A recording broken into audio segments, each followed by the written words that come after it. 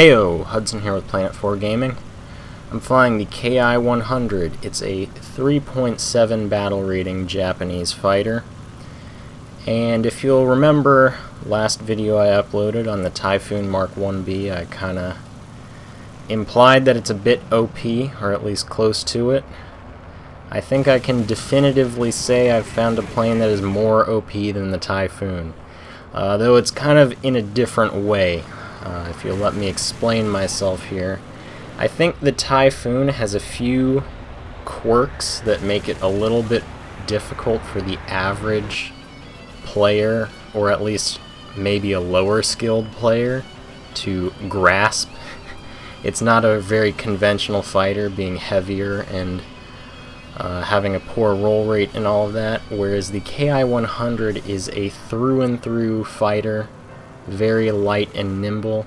Therefore, I think it's a lot easier for the typical War Thunder player to learn.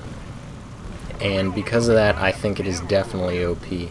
I think kind of the most brain-dead players in War Thunder could probably learn how to fly this thing, and within a few games be getting 2 or 3 kills.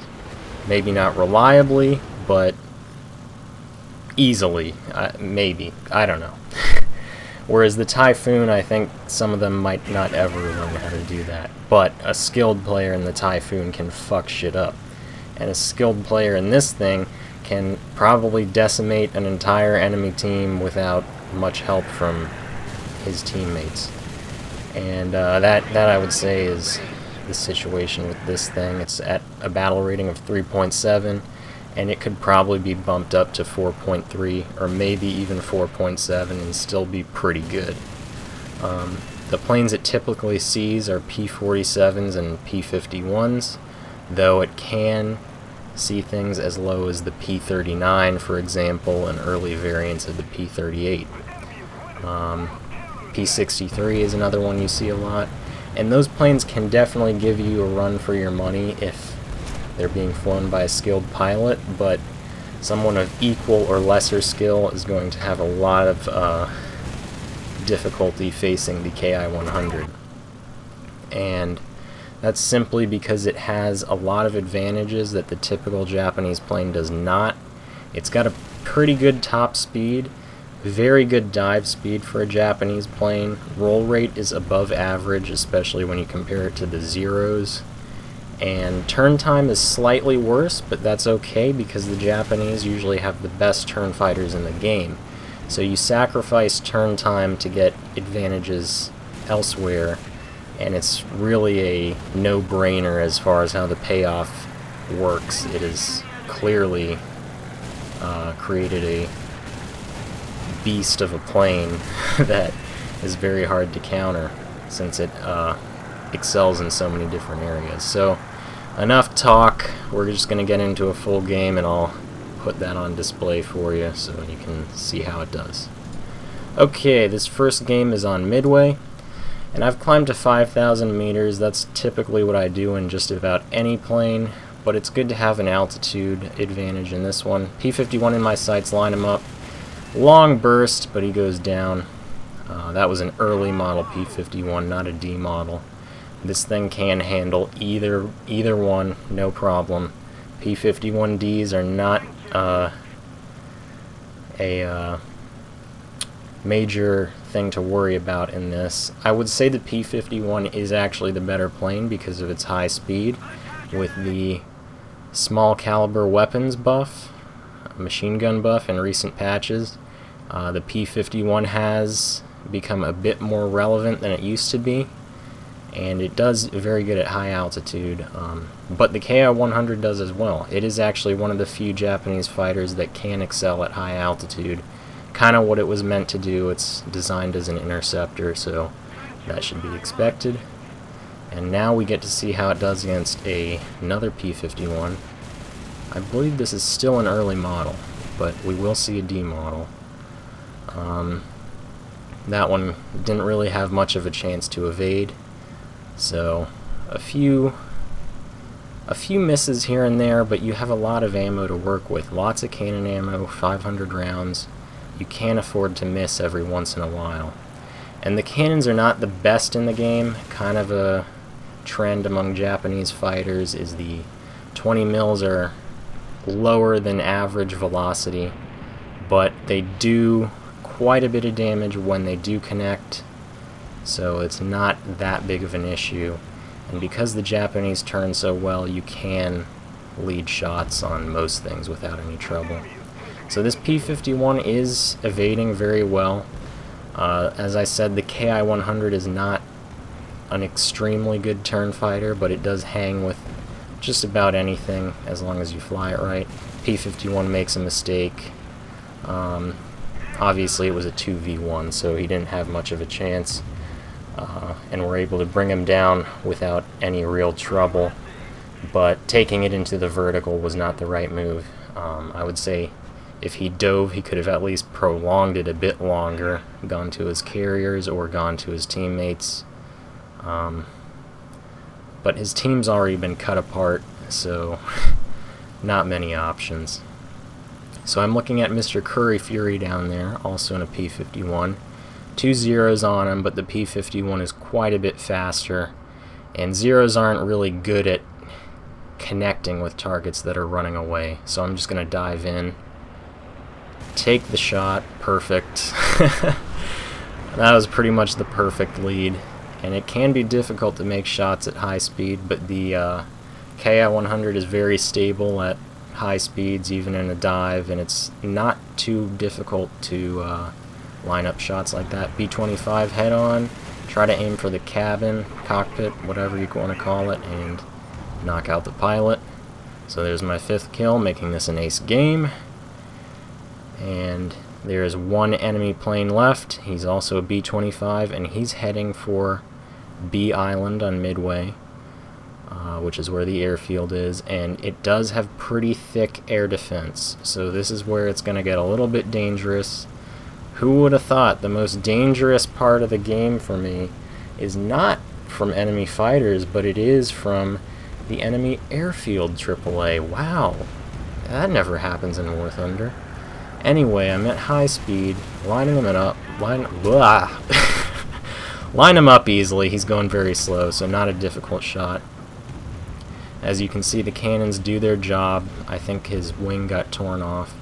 So they do quite a bit of damage, and I would say, I'm not sure if this game was before or after the machine gun buff, but if anything, they've gotten even better recently, because that patch did really change the dynamic of the game. It's mostly helped the US, but it can help countries with planes that only have 2 cannons, and maybe the small caliber guns on the plane were not doing anything before. I've yet to try the Germans to see how those shitty machine guns and the CALs on the 109s and 190s have been adjusted, but maybe it's possible those are doing better now.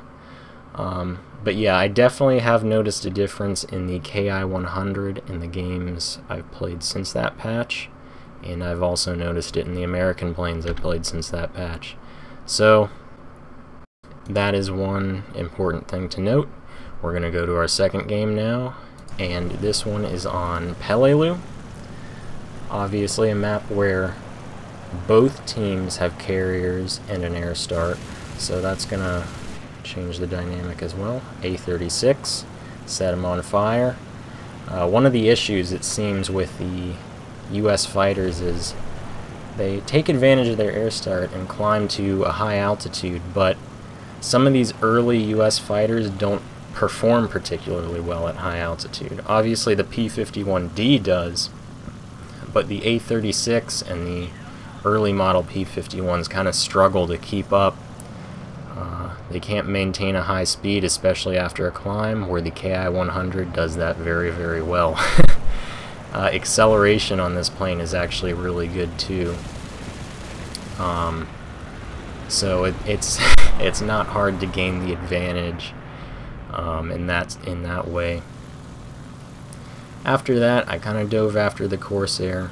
The Corsair is a good diver, and it's able to maneuver well at high speeds, and it rolls pretty well, so it's hard to line up a shot, but it's no problem. Ki-100 has fairly good climb rate and energy retention, so I'm able to pretty much double the altitude that the US planes have. Looks like some Corsairs in a climb, line him up, and there he goes. A little bit wild aiming at first, but that was kind of an impromptu setup. I kind of had to notice the opportunity only a few seconds in advance, but it paid off. Now we've got two planes climbing after me, but they can't follow. P-38 is particularly stupid. He's stalling out while I'm going over 200, close to 300, and I'm able to perform a full loop after him. And this is my favorite maneuver, to stall someone out and then fuck him up like that. He's on fire and gone. One less to worry about. How many have I killed? 3, I think. It just came up on screen, but I wasn't paying attention. So now we've got a Corsair at my altitude, and 2 other planes below. I don't know if they're both Corsairs. One is a King Cobra. Corsair looks like he's going head-on. This game is probably after the 50 buff, so I don't want to do that. I'm just going to try and make myself hard to hit. No reason to do that anyway.